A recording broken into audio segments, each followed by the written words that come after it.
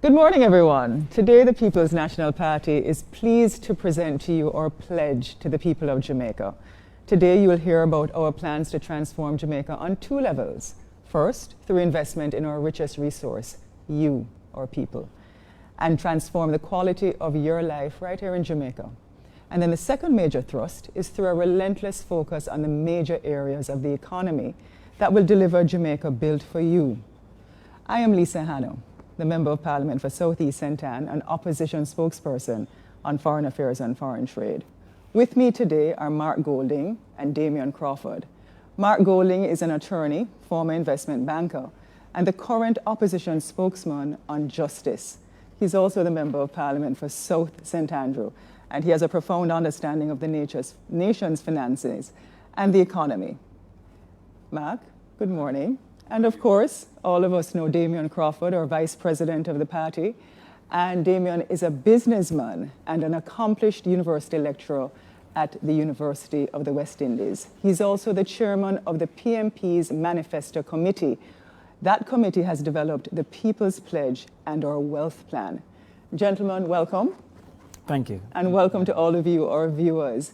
Damian, it is said that perhaps this is the most important election since our independence for a host of reasons. The COVID issue, people being unemployed, and certainly positioning Jamaica in the world as a global competitor. Would you agree with this statement? Yes, I would agree with that statement as it relates to our lifetime. I'm sure within other people's lifetimes, there were also very, very important elections. But because of COVID, because of what's happening, because of the world and the direction the world is going in, it is important that Jamaica has the type of leadership that considers the people as a priority. We have had other leaderships that considered profit as a priority. However, we think that the people, in line with profit, but the people are the priority. And by extension, I believe it's a very important election. You know, there are a number of things that are affecting our Jamaican people, and in terms of our industries being shut down, remittances, in some instances along the coastline in my constituency, tourism, violence is up, murder is up. Tell us what plan that we, the People's National Party, have for the people of Jamaica. Expose a little, that's what we're discussing today. Well, one of the things that we would need is alternative methods of employment and economic activity. Mm-hmm. And so, as you said, tourism has fallen out. I wrote a paper saying 2021, but with the mismanagement of COVID, we're looking at 2022, 2023. Mm-hmm. In fact, the United States recently downgraded Jamaica's ranking and may actually further downgrade with the numbers that we're seeing. So in the manifesto, myself, the committee, Comrade Golding, we considered infrastructure, in particular water, as a central cog, and you'll speak to that some more. Mm-hmm. Housing, in particular construction of housing for labor and labor activity as a central cog of economic activity, and agriculture as a base of food security, but also for export within CARICOM and other activities. You see that represented well in the manifesto. But we also predicted some anxiety the people would be facing. Right. And so we looked, for example, at the teachers and how they are going to be having to spend on house preparation for homeschooling, in particular delivery of the homeschool material. And so we put in the manifesto $100,000 one-off grant for them to prepare for computer, for privacy, for internet access, comfortable chairs, etc. We saw where the nurses were scorned by taxi operators who understandably were afraid of the transmission of COVID. And so we put in the manifesto preparation for easier access to motor vehicle ownership. So what you're saying is that our People's Pledge has something in there for every single sector. If you're a police officer, a taxi driver, a nurse, a teacher, there's a personal benefit plan for every single sector. Yes. Mark, you want to jump in and tell me a little bit about how you feel about the People's Pledge? Because as someone who I've worked with in cabinet before, I know your extensive knowledge on legislation and the understanding of the economy and what's necessary. Yes, well, thank you, Lisa. As spokesperson for finance and planning, I had to be involved in the review of the proposals that have been brought forward by Damian and his committee. I think he has been extremely creative and has sought to really address key issues that will impact each major sector. And a lot of those measures are relevant in this time of COVID. I would say that in terms of choosing a government to take the country forward, the last time that Jamaica was in a crisis was really after the whole incursion in Tivoli and the collapse of the IMF program under the Jamaica Labour Party government back in 2010, 2011, and the people turned to the PNP. And we turned the economy around. We put through some very important structural reforms to increase the tax base, giving the country more fiscal space to reduce debt and invest in our people. That was done under the PNP. And now we're in another crisis where the economy is in deep recession. Many people have lost their jobs. Our major foreign exchange earning industry has basically shut down, and there is no clear end to it in sight. We are in a crisis nationally, and I think the people need to turn to the People's National Party to try and get us out of this crisis again. Before I come back to Damien on the wealth plan, tell me, as a spokesperson on finance, some of the key areas, the top priority areas that the People's National Party, our party, will look to in terms of stabilizing this economy and a COVID recovery plan, which is under the People's Pledge. Well, we have a mixture of approaches. There's to try and ease the burden on persons who are going to be impacted and are being impacted. So job creation is very critical. Employment opportunities need to be created. Affordable housing needs a significant thrust and focus. And we have a financing arrangement, rent to own, to facilitate persons whose incomes are modest becoming homeowners of a modest unit which can be expanded as their wealth increases over time. That's one. For persons who have to take additional costs for childcare, we're going to create a tax credit for childcare expenses for those people. Especially those single mothers. Single mothers. We're also looking to increase the NHT mortgage availability to single mothers as well in terms of the quantum that the single parents can access through the NHT. On the macro level, the economy needs to be rebalanced because we have lost one of our major legs, which is tourism. Agriculture and food security and rural development are key to that. We will have a ministry really focusing on agriculture and rural development, supporting not just production, but the marketing aspects of farming as well. Excellent. Because export agriculture has to become a mainstay of our economy. We're also looking at, as I said, construction through the housing, affordable housing, driving that, which will provide a lot of jobs to construction workers, looking to fast track the certification of artisans and tradesmen so they can participate in that thrust as well. And then manufacturing has been doing well with the more competitive economy that was created through the reforms that were implemented on the IMF agreement. We need to support our manufacturers further, especially through in areas of export manufacturing. And then there's the global logistics and global services. Global logistics, we're very disappointed with what has happened with the SEZ, the Special Economic Zones. When we piloted and passed that legislation, we anticipated that it would be transformative by providing a very business-friendly environment and tax regime. It's been very sluggish. It's been sluggish. Yeah. It's been mired in bureaucracy. They have not been able to implement it in the way it needs to be implemented. We're committed to that. Thank you for that. I want to turn to Damien now to speak about our wealth plan. Yes. And I want you to give us some serious hints. I know Dr. Phillips is going to be launching it, but I think we can sweeten the pot a little bit for the Jamaican people to just kind of whet their appetite as to what our party will do for the Jamaican people.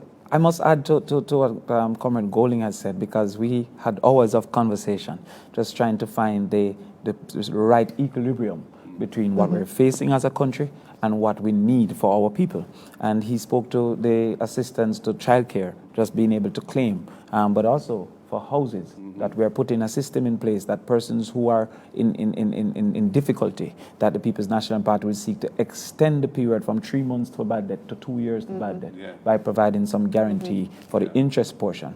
But the wealthy program, and I want to establish it is wealthy, meaning the Y, which is a very important aspect. I want you to explain that, because a lot of people believe that prosperity is wealth, but prosperity is seasonal. And prosperity is also the individual. Right. So we have always been a party for progress. We felt that a rising tide raises all boats. And so the wealthy plan is seeking to do exactly that. The W is for water.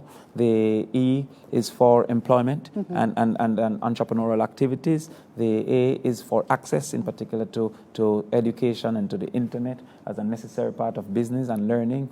The L is for land, which the leader of the opposition and the soon Prime Minister of Jamaica has been very committed to land ownership.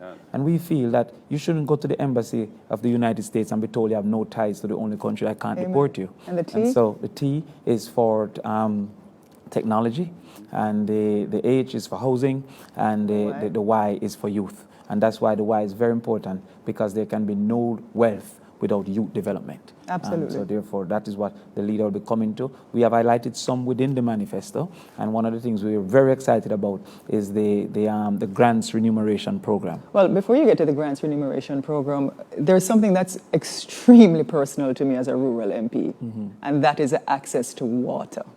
Everybody knows that me talk about water all the time. Because in a country that is surrounded by water, the water distribution and access is not equitable. And so many people, and in this day and age where water should be a human right and water gives people dignity, tell me about what we're going to do in the People's Pledge to provide water to our Jamaican people. Lisa, you made a great point, because most times we speak to equity, we think it's only in income. And equity goes further than just income. In fact, equity in income is created by equity in other aspects. So when you look at equity in access to the internet, that helps to, we are seeing now a great disparity in education because of the lack of access to internet. But water, especially in COVID, which is a central part, cleanliness is a central part to the fight against COVID. We have seen not only in the rural, but in some of our inner city communities, that there is an inequity in water. The People's National Party is committing firstly to having 300 community water projects. So therefore, 300 communities will benefit from community water projects. We have 4 major projects, and the other part, which I'll not announce until the leader speaks, is to ensure the affordability of the water resource, because the access without affordability is inaccess in the same breath. You know, Lisa, the People's National Party in the Patterson era really focused on infrastructure, in particular roads, Highway 2000, and then the North-South link, which under Portia Simpson Miller, that was done, the North Coast Highway, and so on. Going forward, water has to be the main infrastructure focus, because it is, as you said, a human right. Rural populations suffer from lack of water. Urban populations suffer from lack of water. Right now in my constituency, every day that I go there, persons are bawling, they don't have water, they don't have water. I thank God that the NWC has tried to be responsive, but there needs to be significant attention and investment in the improvement of the distribution of water from the North Coast to the South Coast, and having everything linked so that we have a system where the water resources that we have can be shared equitably across all people. Because the problem that we have is not the availability of water. The problem is a poor distribution of water that is inadequate. And so I think all of us, and I can say to you generally and personally to the Jamaican people, that the People's Pledge is going to provide access to water. And I'm excited about that. Truly excited about it. Lisa, Mark has been clear. But I want to even go further, because when we talk about agriculture as a central plank of building the economy, and I think both of you know my interest in agriculture, and the fact that the sector of small farmers is about 200,000 Jamaicans. And if we fix their livelihood, I believe we can also fix the economy.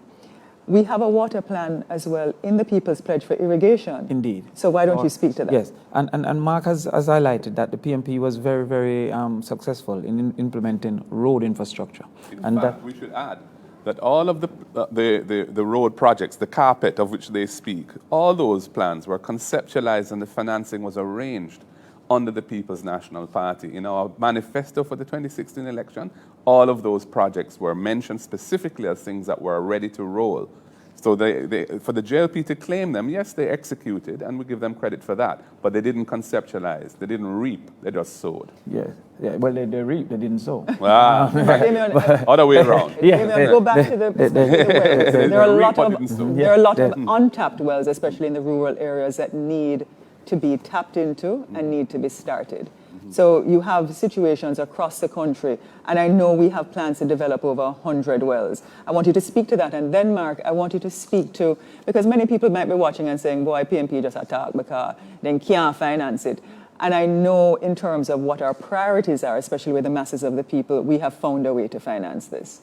Well, history is important, and that is a point that Mark has been making, and I've been trying to concretize, that the PMP has been good at infrastructure implementation and superstructure implementation. What we're doing now is to prioritize water, because P.J. Patterson indicated the road to development was the development of roads. The road to safety and health is the development of water. And so our new priority, having conquered the Highway 2000, and Mark states that even though they seek to claim 3 miles, 3 miles cannot compare to Highway 2000. So when I hear the conversation that the Jamaica Labour Party is good at infrastructure because they did 3 miles, we did Highway 2000. Yeah. So, I mean, we did North-South Highway. So we're way ahead in that. But yes, if we're going to be having agriculture as a competitive space, especially within CARICOM, there needs to be a investment in water supply, which is a natural and necessary part of the agricultural boom.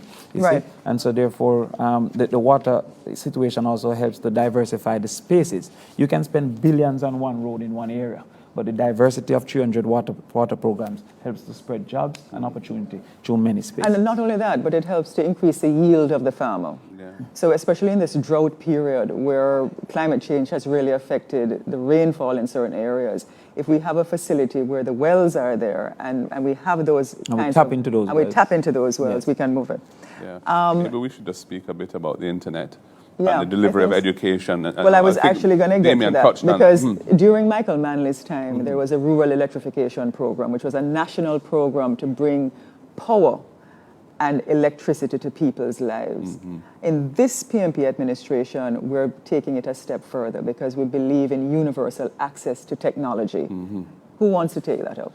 Go ahead, Damien. You can roll out. Yes. And Well, as you said, we've had a commitment to what we call the last mile build-out. The last mile build-out is the areas of infrastructure that is not profitable for private investment to do so.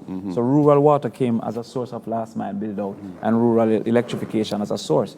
Because of the renewal of the public sector. We will not be creating another rural internet, but we'll be putting a special department within the Ministry of Technology to ensure that there's total access to the internet. One of the first activities we will do is to ensure data-free access to children going to school for the platforms that learning is taking place on, and also for the platforms that research is taking place on. And we'll also be having 600 spaces for public or community Wi-Fi access. that's critical. And that is Well, very, very speak to the rural areas for me as well, because a lot of times, especially during this last situation, where many of the teachers, especially in the rural areas, had to be driving around finding- with driving copied around. paper, yes. to get the instruments the students want and to get them access to the Wi-Fi. How will we transform Jamaica, especially the rural areas, those hills where there's very, very little access to cables for internet? Two approaches. One Okay. is to do the satellite, which is the satellite access, and another where it's necessary to do broadband build out. Okay. There are many studies, IDB and other studies, that have spoken to the estimated cost of broadband build out, and that's about $8 billion. If we were to do total broadband, but also to satellite. So when we pair the two, it will be much more affordable and it will be much more essential for the people. What we know is that if knowledge is power, information is the access to knowledge. And by extension, the access to information is a source of power. And especially with COVID and the realities of COVID, especially the uncertainty of school being open at any given point in time, especially with the announcement of a kind of a paired school and online, we definitely need for the students to have initially and for the communities to Well, have let us talk a little bit about that because we're now seeing a second spike. And the issue that we're also confronted with is there was a massive public relations campaign at the beginning of COVID, and the People's National Party had been saying, look, there's not enough testing going on. There's not enough information out there as to how to manage it. And I think people were lulled into this false deception where there was significant mismanagement. Now we're in a huge crisis, and people are concerned. Talk to me a little bit about the PMP's COVID recovery and rescue operation. Well, firstly, Well, there are different aspects to it. There's a healthcare aspect to it, which maybe Damien can touch on, and there's the economic aspect of it as well. Essentially, what we're trying to do is to find ways of helping businesses survive and employment to continue to be to grow rather than diminish during this time. So we have looked at, Damien touched on the idea of homeowners who may fall into default on their home mortgages. And these are, we're talking about their primary residence now, where we would provide a mechanism through a guarantee of interest payments that would mean that the banks would not have to enforce the collateral. Back up again Yeah. and explain that again, because I want our viewers to, Yes. to hear that. Where persons are unable to make payments on their home mortgages, after a 90-day period, the regulations that apply would require the bank to start to try and realize on that loan by selling the property. And we're saying in the time of COVID, that needs to be changed so that that becomes 2 years. And we will protect the financial institutions for the interest portion of that. The principal is already covered by the value of the unit, so the interest portion of that we would cover through a guarantee. So that would give persons some time to recover as the economy hopefully rebounds over the next 2 years rather than having their homes sold from under them. That's one idea. That's one idea. That's but one for issue. businesses, we're going to the GCT arrears and the penalties and interest that are charged on GCT arrears. We'll be providing a break on that, so that businesses will not incur those additional hits to their cash flow and their liabilities while they're trying to make it through the present the crisis. We have, as I've said, the whole construction of affordable housing and partnering with private developers and the NHT and pension funds to finance a very substantial build out over the next 5 years annually. I mean, we have a stretch target of 130,000 units. I mean, that's a really ambitious target, but we're going to try and get as close to that as we can over the next 5 years in terms of affordable housing with the rent-to-own structure, which makes it financeable for individuals with very modest incomes. And when you say modest incomes, break that down. That is a housekeeper attendant at a hotel. Yes. That is a construction worker who is probably a little mason. That is a plumber who have to, get a little 2-day work or 3-day work or something on a and the structure. person on a hustle. What the rent to buy do, Lisa, is to establish before ownership a trend of payment. And so therefore it reduces the concept that you have to have upfront proof that I have all this money available. Because over three years you have established a trend of payment. Over 2 years you establish a trend of payment in the rent portion that becomes the mortgage. Right. But as Mark has said, we have never heard in our lifetime a reservation of household units for security. And young guards. people, students can for also. 35,000. A person just leaving school is often caught in the quicksand of paying rent of 70,000, 50,000, and by extension never owns a home. And so if he can immediately move that rent into a mortgage, that will generate great demand, but also great assistance. Gentlemen, to the public. so under the post-COVID recovery, we have the business persons in terms of some leniency on the GCT payments. We have our residential homeowners who will get a break on their mortgage, will have the rent to buy, and giving an ease on persons. The unemployed, the teachers, the home modification grant for teachers. Talk to me about the universal access to healthcare now.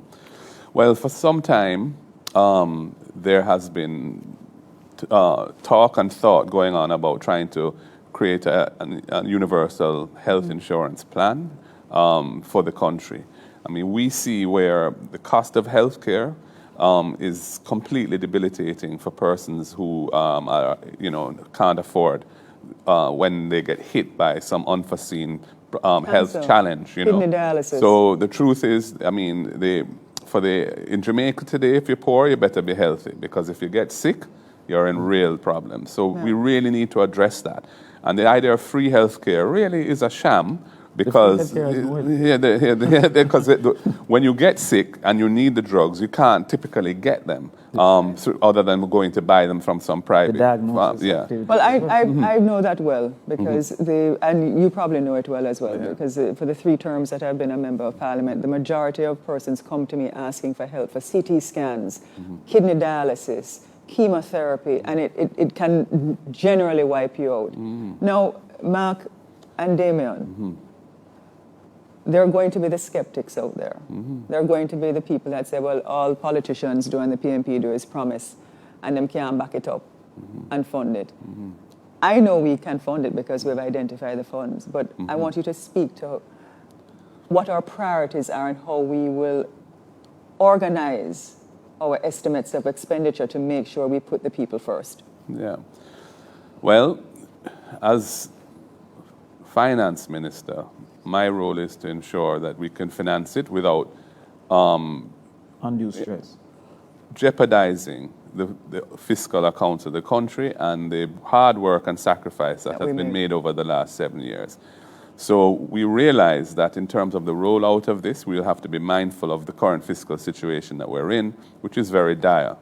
So I don't want to be pretending that that doesn't exist, because it does. And that is why we'll be prioritizing the things that will have the biggest impact in terms of trying to ease the pressure of COVID on persons and the pressure on the economy of COVID. When we get restored to more normal times, we will be able to continue to roll out some of the other things that we have in mind. We have basically said, look, if you look at the composition of the expenditure budget of the country, you have an amount that is there for debt service, which is interest and principal. We have an amount that is there for salaries. And the rest is primarily projects and programs. Yeah, what we could say. And what we have said is when we cost out our program, we're looking at between 25 and 30% of the discretionary budget is what it amounts to. And that is really a question of how a government prioritizes what it wants to do. We have identified what we think should be the priorities at this time: to transform the lives of our people, to give them dignity at home, to strengthen the economy and make it more resilient. What COVID has showed up is a lack of resilience in the Jamaican economy. We have been projected by UNCTAD as being probably the worst hit by COVID in the world. We need to address some of those things. And it's the investments that need to be made to do that are what we will be prioritizing. And Mark has made a fundamental point. Affordability is based not only on the amount it costs, but on the amount available. The discretionary funds is what's available, and the cost we're targeting is 30% of what's available. So what the Jamaica Labour Party's priorities were doesn't constrain us to put what our priorities are. Absolutely. And our priorities are the people at the center of development, because there's no nation without people. As he said, COVID has proven that in a week, many needed $10,000. Yeah. Many are going home hoping that God is their only doctor. Many times when you go for healthcare, you're told to go and pay privately for the diagnostic services that are. And some people just didn't have the 2 weeks' pay to even buy food. To buy food to store, for storage. Yeah. And so therefore we feel that a systematic change is needed once again. And you say some people are not believing, but remember that the People's National Party took this country in 1989 with 30% poverty. We took it down in 2007 to 7% poverty. So we have proven our ability. The propaganda against what the PNP has done is untruthful. But the evidence that we've been putting out with PNP did that is proven that the PNP... I mean, even on the issue of growth and the management of the economy, the propaganda and spin out there is that the JLP do a better job. If you just look at the facts, if you look at the last 8 years that the JLP has been in office in the country, the average annual growth rate is negative under the JLP. Why don't you say that, amplify that? The 4 years that they've been in power now and the 4 years under Bruce Golding, if you were to average out the annual growth rate in those 8 years, it is negative. Well, if you look at the last 8 years of PNP government, the 4 years under Portia Simpson Miller, and the last 4 years before Bruce Golding, the average annual growth rate is positive, is over 1% per annum, including the highest growth rate in the last 20 years, which was over 3% in 2006. So this is a complete lie to say that the PNP can't manage the economy. After it was wrecked and the IMF agreement was put onto the reef under the Bruce Golding administration, it was the PNP under Portia Simpson Miller with Dr. Peter Phillips as finance minister that implemented the structural reform. As a minister of justice? Yeah, well, my role was really to ensure that the structural benchmarks were met on a timely basis. I was there. By all the legislation that the IMF required us to do. But it was very hard work. But the truth is that it has set Jamaica in very good stead. It has increased the fiscal space. What does that mean?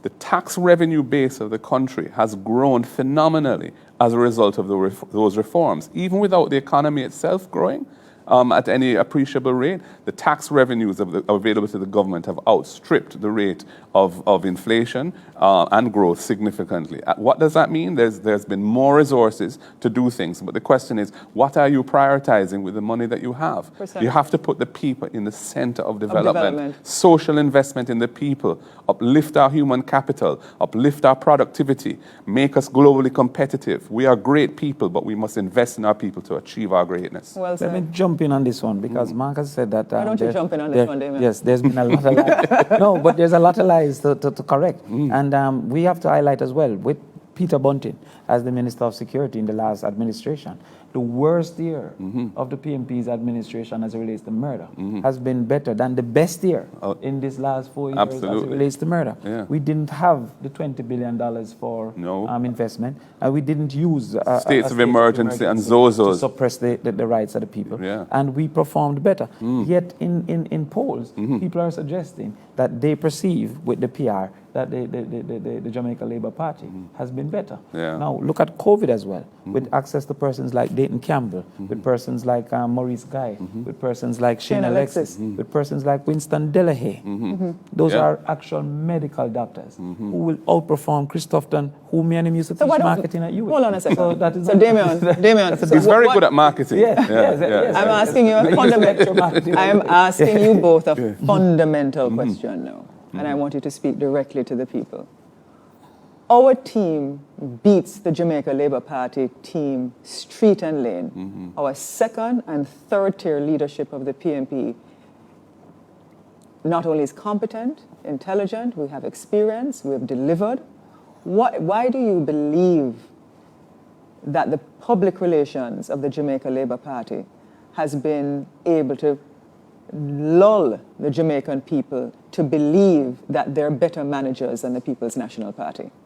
Well, part of it is the misuse of government resources to fund political activities. There's a difference between the game of politics and the business of government. The Jamaica Labour Party has removed that line totally by putting the game of politics at the center of the business of government. And so the GIS, etc., has been pushing political lines more so. I mean, if you look at the COVID updates, we're focusing on Andrew Holness's page and Christopherton's page, not the Ministry of Health's page, because they have centered this whole thing around their own image and their own development of their own image. And there have been, in my opinion, two underhanded activities of just seeking to promote self and to promote lies. Sometimes it's difficult for even me to debate. I'm worried for Mark on the debate because sometimes they say things so outlandish you don't know how to respond. so untruthful that you can't believe. And you say about the competence, just look at our debating team. We could have fielded 5 other debating teams that would have put the JLP debating team at 6th. So therefore, the People's National Party's total competence is greater, but the leader's competence is greater. The evidence, Andrew Holness had a ministry, the Ministry of Education. We don't see the evidence of what we have seen with Peter Phillips under the Ministry of Finance. And so therefore, I think that Peter Phillips is more competent, more capable, and more experienced. And with the energy of the rest of us around him, I think the People's National Party will make a better government, a better team, and our plans have been better. The JLP announced an election. Until now, they haven't put a manifesto. Well, the 13 years that I... and we have our manifestos. In the 13 years that I have been a member of Parliament, I've been in opposition twice and in government once. The JLP has been in government 9 years in my time as serving the people of Southeast St. Ann. And under our time, I can specifically say that we definitely transformed the economy. The benefits that Jamaica is reaping today is as a result of the People's National Party. But I want to really come back because I've said specifically that we can't just meander out of this COVID fog. We really have to leapfrog out of it. And we have to have the leadership and the management structure that takes us out of it. The Jamaican people have actually heard us give some tangible solutions. And I think they are very impressed by the solutions that the People's National Party has put on the table. So in closing, I really want to thank you and Mark for the tremendous work that you have done. I would like to speak a little bit more to our COVID plan because people are anxious. They are concerned about the livelihood of their children, especially in terms of education. It might even be pushed back to December. Some children are being told that they'll only go to school 3 days a week. A lot of mothers don't even know where to find the first cent, Marcus, as to where they're going to buy the book from, let alone the uniforms, because they're out of work. So to our viewers, the choice is clear. What type of Jamaica will you choose? A Jamaica run by politicians who raid public coffers as seen in our institutions like the Caribbean Maritime University and Petrojam, plans to steal protected lands or mismanage our healthcare system. Currently, the JLP government is unable to control crime and violence. A PNP government with Dr. Peter Phillips, who jailed the biggest criminals. A JLP government who neglected our ship workers, or a PNP government who defended our ship workers. A JLP government that, wants to build luxurious villas for themselves, or a PNP government that will build 130,000 new homes for those persons who really build our economy, the plumbers, the teachers. Our PNP government who built Jamaica. We defend the right to the quality of living for every Jamaican. We defend the masses. We'll always be here for you. A PNP government is the leadership that you can trust. Choose the PNP and let us build your Jamaica. I now want to open the floor for questions from the media. Gentlemen, the media is going to now ask us some questions, and I really want us to take the time to answer those. But I think we've been using our time. We're just waiting on them to come through now. So we're going otherwise. Idea with the cook. Annie. Thank you. Good morning. This is Janet Silvera from Medina. Hi, Janet. Welcome. Hi. Thank you. Contract workers in the hospitality and tourism sector. I noticed you didn't speak about that, and that's really my area of expertise. I felt the brunt of this crisis. What plans do you, the PNP, have, if any? If you form the next government, how will they work? How will you work with businesses to ensure that they're better protected as workers? Thank you. I think Yes. Damien will go first, and then Mark will jump in. Yes, thank you very much. As it relates to tourism, and I am an active player within the tourism sector and a former lecturer at the University in Tourism Management. But we perceive that tourism work is a special type of work in the same way that security is a special type of work. It's not a natural and automatic 9 to 5. You can't just stay 8 hours if you're serving a table that has not finished consuming. And so we're discussing and we've proposed a special minimum wage for the tourism worker. And also, as it relates to all contract work, that we want to make it less economic beneficial for a person to lay off an individual from permanency and take them on onto contract. There are needs for contract workers. However, we want to protect the contract worker by putting systems into place that they're equally remunerated for health, equally remunerated for being let off, equally remunerated for time off. Within the period that they're on contract. So we don't want it to be perceived that the PNP is seeking to remove the concept of contract, which for seasonal businesses, etc., can be very necessary. But we will be changing our laws to ensure that they're protected and remunerated to equal levels. Yeah. I mean, basically, we're committed to the principle that a worker, regardless of the legal form of their contract, must have the basic package of benefits that have been hard fought for and won over many, many years of struggle. So those rights were created largely in the 1970s under Michael Manley. We talk about equal pay for women, we talk about vacation pay, we talk about maternity leave, and so on. Severance. And severance, the rights in relation to severance, and so on. So we're saying that you shouldn't have a situation in which somebody can be denied those rights by virtue of being employed in a particular form. We want to get to the point where all workers in the country are assured of those rights. And we will continue to struggle to achieve that, whether through legislation and other or administrative practices, exhortation and partnership with the business community. Thank you. We've also said, Lisa, that the government will lead the way in proving that shift to those contract workers under the government's hire. So therefore, our example, leading by example. Yeah. And historically, the PNP has always been the party of the workers. Our legislation and record actually shows that. Janet, have we answered your question sufficiently, or would you like a little bit more on it? Yes, you have answered sufficiently. Thank you so much. Thank you. We now have another question coming in. I believe it was from 18 Degrees North. 18 Zara Degrees Burton. North. Hi, Zara. Welcome. Respect, ma'am. Hi, everybody. Good evening. Or sorry, Good morning. It looks like evening, right? Okay, sorry about that. All right. So I have some questions for all panelists and one who's not a panelist but is on the call. So the first question that I have is to either Damian Crawford or Lisa Hanna. Sure. So Damian Crawford mentioned people are the priority. If people are the priority and we're seeing COVID-19 spikes, why aren't you calling for a postponement of the election? We have doctors in your party as well that are warning of spikes, but not actually calling for, not calling for a postponement. So the question is, how do you reconcile being people focused but not calling for a postponement, since as we know with all these different groupings that facilitates more COVID spread? So that's one question, and if I could ask them piecemeal, I would appreciate it. Well, I'll just make one point, if I may, on that.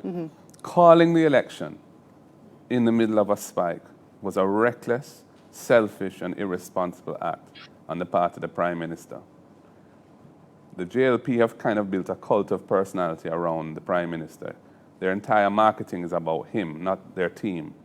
But he must own that irresponsible decision, which has placed the country in additional jeopardy. We were already seeing the problems of the mismanagement of the border reopening, and it is manifesting now. Now you ask the question, why aren't we supporting or calling for the postponement? My understanding is that the law only allows a postponement for up to 30 days. Now, the question is, are we better off getting this over and done with as quickly as possible so that the kind of conditions that an election throws out are finished on the 3rd of September? Or do we extend them for another 30 days? I'm not convinced that it makes sense to extend. I'm open to hearing more argument about it, but presently I'm not convinced that it makes sense from a public health point of view to postpone it. What matters is how we campaign. And I think we are trying, a nomination day was, an unfortunate reality, and it was very predictable, having called an election in the middle of a spike. But since then, the style of campaigning has been much more subdued, with a few motorcade exemptions and so on. We need to continue to act responsibly as political leaders and how we go on the ground and how we do our thing, and encourage our supporters to respect social distancing, wear their masks, don't go up in anybody's face or have anybody come up in your face, keep a reasonable distance apart from each other, and wash your hands or sanitize your hands with rubbing alcohol regularly. That is the message. I don't think the postponement of the election, personally, will solve anything. It would probably make it worse. Well, I've been very vocal personally before the calling of the election, begging that an election should not be called. In fact, I was ridiculed by many to suggest that we were afraid of losing this election. Everything about an election is against constraining a spike in COVID. Every single activity. Tracing is now impossible. Politicians, myself and Lisa, must have been to 7 parishes and about 200 communities. I've been to a few too. And Mark have been to, yeah. So therefore, tracing is impossible. One politician, in fact, have been diagnosed positive. Mayor Query. Yeah, the commissioner. And I can imagine how much he has interacted with. Right. But also, we have problems because the police force has been injured with the commissioner, and I'm sure others who he has interacted with. But also the JDF has reported that they have signs of COVID. So therefore, when we say how we campaign, I'm also concerned that democracy is being surrendered because others can't get the message because they don't have internet access. So face-to-face is almost the only methodology to give information to those people. And by extension, they're being sidelined. Anyone who is diagnosed positive between yesterday and the election, their quarantine period will go past the election date. And so therefore, in the last 2 days, that would have been about 200, 116 and 98, over 200 already can't vote as it relates to outside of quarantine. And the elderly. And if it continues for the next 10 days, we're looking at over 1,000 persons when we lost 2 seats by 100 and something. That is a disenfranchisement, if that's a word, of those persons. And then looking at the elderly. But I don't think... But hold on, let me jump in here, guys. To the suspension, I'm speaking to the realities that we face. Because remember, before the election was called, beaches were closed. Before the elections were called, they had to take further activities because evidence of indiscipline, quote unquote, was clear. That's right. And so they called it with that knowledge that they were incapable, that the Jamaican people were unwilling to go. So I don't think we have the handle in this one. We don't have the ability to call, nor do we have the permission to suspend. And so therefore, we are seeking to have the handle so that we can make better decisions for the people. Zara, as someone with the largest constituency in Jamaica and traveling across the country, the circumstances that we face now in Jamaica are dire for a number of reasons. I have young people who are asking me if we are living in a military state. People are laid off left, right, and center from the hotels. The bauxite situation has impacted St. Ann. Remittances have dried up. And so people are desperate. Desperate. The special period that we're in, during independence, I saw people exhale. It was an opportunity for them to come out and feel good about their country and themselves. I understand that people are very, very concerned that there appears to be a significant double standard as to how politicians conduct themselves, especially with nomination day, and how the entertainment industry has been bludgeoned by the government to say that it is perhaps their fault in terms of the spike. And that is unfortunate because the entertainment industry have to eat too. It's just a straight fact. I am concerned because I have a lot of elderly people who live in my constituency who want to vote. We are essentially 10 days, 9 days away from an election. And as a mother, as a concerned citizen, as somebody who is out there interacting and understanding that in our culture, Jamaicans like to hug. Them come up in your face. Them want to touch you. Them want to feel you. Kiss you. Hug. It's just who we are. I don't know, as Mark says, he knows the legal ramifications and it's a 30-day issue. Parliament has been dissolved. But the truth be told, I would not be opposed in the best interest of the health of our population for a postponement.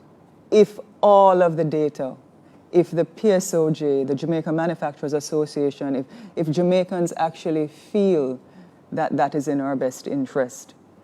Because whether it is 30 days, whether it is the Prime Minister knew because we were not testing. He knew that when the borders were open and how the tourists were coming in. He knew that when Jamaicans came home, if them did have a funeral, them wasn't going to wait the 14 days for come out a road. He knew, but he still called it. And I am saying, right, me, Lisa Hanna, Member of Parliament of South East St. Ann, that if it is a situation in protecting the health of our country over the popularity of the Prime Minister, then I would not be opposed for a postponement. And that's just my position. Can I ask some other questions? I have 3 others. No, you can ask one more, Zara, because we have other people waiting, if you don't mind. And then she can come back. And then you can come back after the others. Okay, no problem. Okay. Mark Golding then. I believe I heard an interview with you once that said you have an offshore company.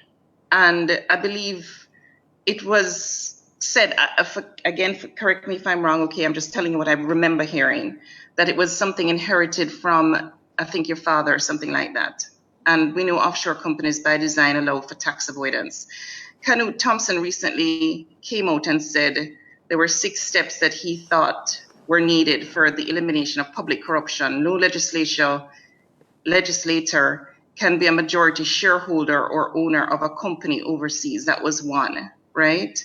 Now, if you become finance minister, would you support that position by Canute Thompson? In other words, if you still have this, or if I heard wrong, please again correct me, get rid of this offshore company because, and then another question, are you paying your fair share? No, it's one question, Zara, go ahead. It's the same. Okay, so it's a 1A, 1B. Fair share of taxes, Mr. Golding. Sorry, I didn't hear the last part about taxes. I didn't hear the last. By the very nature, offshore companies, as we know, are designed to avoid some taxes. And I'm saying the question then tied into all of this is, are you paying your fair share of taxes if you're not in a position to support what Canute Thompson is saying? Right. Well, the company that I was referring to then was a company that was established by my father. He had inherited certain assets. My father didn't come from Jamaica. He was from the United Kingdom. And he had inherited some assets which were held in a company outside Jamaica. So those are not assets that originated out of my income. Those are assets that he had acquired actually when he was his mother died when he was 2. And his family had given him some assets at that time in trust for him, and and that is really what that company is about. In terms of Canute's recommendation, I think that if it's appropriate that persons who have offshore companies and who are in public life should make arrangements to bring them onshore. I think that makes sense to me, and I think that is the legislation that needs to be passed to enable that. Was tabled originally, and then they didn't pursue it. It was tabled by this government. We had worked on it before. It went through legislation committee when I was Minister of Justice at the time. They eventually tabled it. There were a number of problems with it in the way they tabled it. I pointed those out to Minister Vaz. They have actually retabled a completely new bill, which I've given them some comments on, and I would like to see that pass, because that will enable persons who are minded to bring back onshore companies that they may have established for whatever reasons. Because, for example, some persons may have set up those arrangements a long time ago when they were not in public life, and now when they are in public life, if they want to bring them back, those companies onshore, there should be a mechanism to facilitate that. Okay. And I pay the taxes that I'm supposed to pay every year. My accountant files my returns, and I declare my income, and I pay the taxes that I'm supposed to pay. Big up yourself, Mark. Next question.